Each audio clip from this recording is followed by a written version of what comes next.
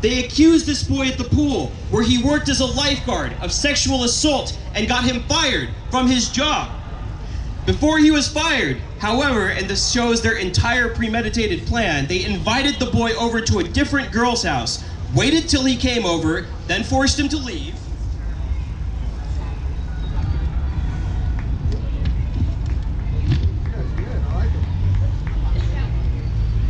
Afterwards, however, they called police and said that he had broke into the house and sexually assaulted them. This boy was bullied at school. Fellow students would make signs labeled predator and stick them on his back during band practice. He was locked up in juvenile hall for 9 days and on house arrest for months afterwards, in which he wasn't even allowed to wear a school sweatshirt representing his school. Let's talk about what happened to the girls after it was found that they were lying. Anyone want to take a guess? Not a damn thing. School did nothing. Law enforcement did nothing. There's a lawsuit against them now, but who knows where that'll end up in this political climate.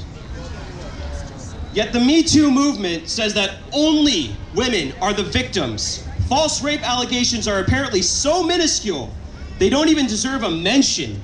Look at those protesters over there. They think it doesn't even deserve a mention. But everyone here knows they can't be that minuscule, no matter what the liberal left would have us try to believe. I have been personally falsely accused of rape. At a party a few years ago, a girl led me upstairs in a very similar fashion to Armin Premji. We started hooking up, and her friends kicked down the door and screamed that I was raping her. They spent the rest of the night trying to convince people at the party that I was a rapist and that they should hurt me physically. When I finally confronted them, they said it was all my fault, even though the woman was the one that helped initiate the encounter. That's why I'm standing here today. They could have ruined my entire life and reputation. They could have ruined my career and my family. I got lucky, but you guys saw what happened to Justice Kavanaugh, and that's just a publicized trial.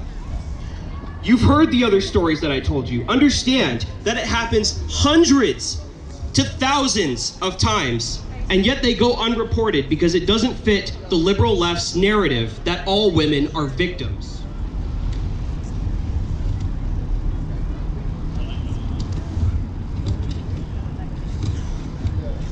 It's time to fight back.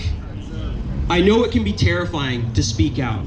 They will call you a rape apologist. They may try to dox you and attack your families and your careers, but innocent until proven guilty must stand. If we lose the rights of due process, the death of liberty and freedom follow. God bless America, and God bless President Trump.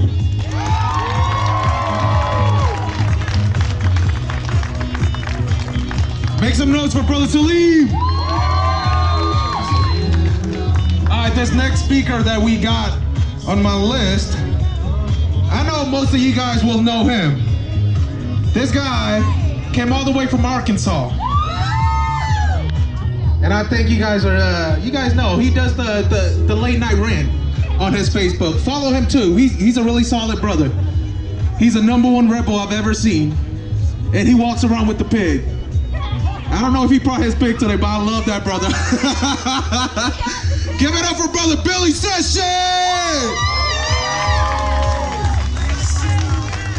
Well, guys, I didn't prepare a speech. I don't write speeches. I gripe every night. Y'all hear me. So, like I said, I'll make this short and sweet. I traveled 2,500 miles from Arkansas to come here to Portland, Oregon to help expose some of this corruption that's going on with these fraudulent Democrat women coming forth against our appointees and our politicians that's contributing to ruining this country. But there's also a lot more going on too, guys. I mean, that's just part of the Democrat cabal that's coming forward with these fraudulent women. It's an attack on conservatism.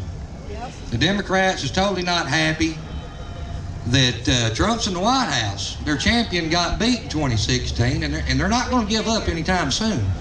So we got to pull our ball game together, and just come together as one, as conservative patriots in this country. Put our differences to the side And Unify is one. Militias, 3%, Proud Boys, Highwaymen, you name it. They all need to come together and operate as one. You know, I was asked to come here to talk about, you know, fraudulent claims being made on Kavanaugh and others, just like they did Judge Roy Moore. And, you know, and after the election was over with, they found out, well, you know, the claims made against Judge Roy Moore was fraudulent. But look what it costed him. It costed him the ticket. After it's over with and the damage is done, you can't go back. The damage is already done, guys. They don't care if they get called out for being fraudulent. The damage is already done.